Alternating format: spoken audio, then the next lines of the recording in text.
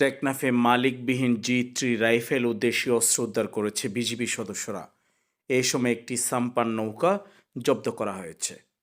সোমবার ২০ জানুয়ারি রাত 8:30টার দিকে উপজেলার টেকনাফ সদর ইউপির মিঠাপানির ছড়া সংলগ্ন সমুদ্র কিনারা থেকে এসব উদ্ধার করা হয়। বিষয়টির সত্যতা নিশ্চিত করে টেকনাফ ২ বিজিবি ব্যাটালিয়নের অধিনায়ক লেফটেন্যান্ট কর্নেল আশিকুর রহমান বলেন, সোমবার রাতে বিজিবি ব্যাটালিয়নের অধীনস্থ খুরের মুখ চেকপোস্টের বিশেষ টহল দল মিঠাপানির ছড়া এলাকায় বিশেষ টহল কার্যক্রম পরিচালনা করছিল।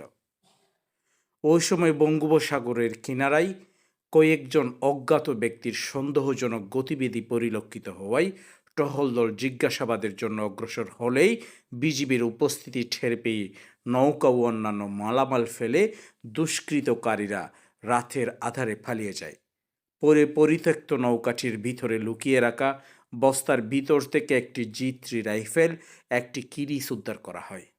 উদ্ধারকৃত মালিকবিহীন সাম্পান নৌকা টেকনাফ শুল্ক গুদামে এবং আলামত হিসেবে কিরিস এবং জি3 রাইফেলটি জমা করে অজ্ঞাত আসামিদের বিরুদ্ধে টেকনাফ মডেল থানায় মামলা দায়ের করা হয়েছে।